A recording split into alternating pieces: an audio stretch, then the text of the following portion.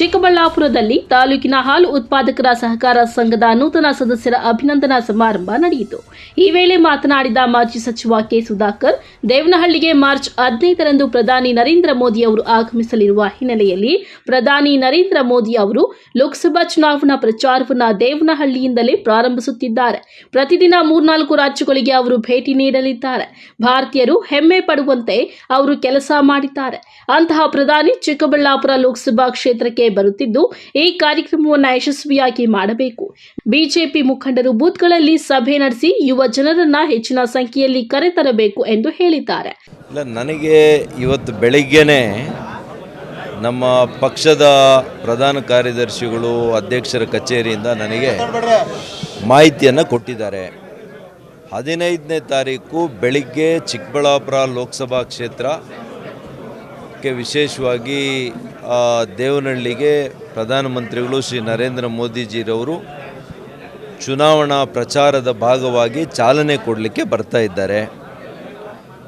ಅನೇಕ ರಾಜ್ಯಗಳಿಗೆ ಈಗಾಗಲೇ ಭೇಟಿಯನ್ನು ಕೊಟ್ಟು ಇವತ್ತು ಕೇಂದ್ರ ಸರ್ಕಾರ ಯಾವ ರೀತಿ ಕಾರ್ಯಕ್ರಮಗಳನ್ನು ರೈತರಿಗೆ, ಮಹಿಳೆಯರಿಗೆ, ಯುವಕರಿಗೆ, ಶ್ರಮಿಕ ವರ್ಗದವರಿಗೆ ಯಾವ ರೀತಿ ಕೊಡ್ತಾ ಇದ್ದಾರೆ ಅನ್ನುವಂಥದ್ದನ್ನು ಅನೇಕ ವಿಷಯಗಳನ್ನು ಅವ್ರು ಹೇಳ್ತಾ ಇದ್ದಾರೆ. ಅದೇ ರೀತಿ ಇವತ್ತು ದೇವನಹಳ್ಳಿಗೆ ಬರ್ತಾ ಇದ್ದಾರೆ.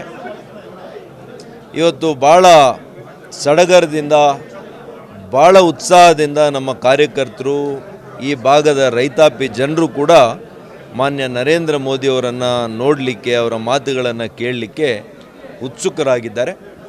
ಇವತ್ತು ಬೆಳಿಗ್ಗೆನೇ ನನಗೆ ಮಾಹಿತಿ ಬಂದಿರೋದ್ರಿಂದ ಇವತ್ತು ನಾನು ಹೋಗಿ ದೇವನಹಳ್ಳಿಯಲ್ಲಿ ನಮ್ಮಿರ್ತಕ್ಕಂಥ ಮುಖಂಡರುಗಳ ಜೊತೆ, ಅವ್ರ ಜೊತೆ ಸಂಪರ್ಕ ಮಾಡಿ ಇನ್ನೂ ಹೆಚ್ಚಿನ ಮಾಹಿತಿಯನ್ನು ಕಲೆ ಹಾಕಿ ನಿಮಗೆ ಆ ವಿಷಯವನ್ನು ತಿಳಿಸುವಂಥದ್ದಾಗುತ್ತೆ. ಆದರೆ 15ನೇ ತಾರೀಕು 10 ಗಂಟೆಗೆ ದೇವನಹಳ್ಳಿಗೆ ಶ್ರೀ ನರೇಂದ್ರ ಮೋದಿಜಿಯವರು, ನಮ್ಮೆಲ್ಲರ ಆದರ್ಶದ ಪ್ರಧಾನಮಂತ್ರಿಗಳು ಇವತ್ತು ಬರ್ತಾ ಇರುವಂಥದ್ದು ಖಚಿತ ಆಗಿದೆ. ಇನ್ನು ಲೋಕಸಭೆ ಟಿಕೆಟ್ಗಾಗಿ ನಾನು ಯಾವುದೇ ಪ್ರಯತ್ನ ಮಾಡ್ತಿಲ್ಲ. ಅವಕಾಶ ಮಾಡಿಕೊಟ್ರೆ ಉಮೇದುವಾರಿಕೆ ಸಲ್ಲಿಸುತ್ತೇನೆ. ಚಿಕ್ಕಬಳ್ಳಾಪುರ ಲೋಕಸಭಾ ಕ್ಷೇತ್ರದ ಕಣದಲ್ಲಿ ಇರುತ್ತೇನೆ. ಪ್ರಧಾನಿ ಮೋದಿ ಹೆಗಲಿಗೆ ಹೆಗಲು ಕೊಟ್ಟು ಅವರ ಬೆನ್ನೆಲುಬಾಗಿ ಕೆಲಸ ಮಾಡುತ್ತೇನೆ.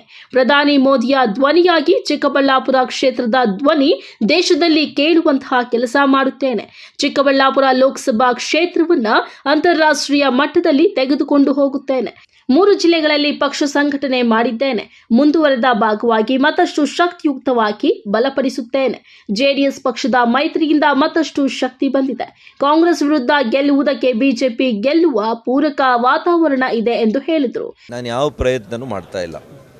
ನಾನು ಹೈಕಮಾಂಡ್ನವರಿಗೆ ಅವಕಾಶ ಕೊಟ್ಟರೆ ನಾನು ಚಿಕ್ಕಬಳ್ಳಾಪುರ ಕ್ಷೇತ್ರದ ಉಮೇದುವಾರಿಕೆಗೆ ಅವಕಾಶ ಕೊಟ್ಟರೆ ನಾನು ಕಣದಲ್ಲಿರ್ತೇನೆ.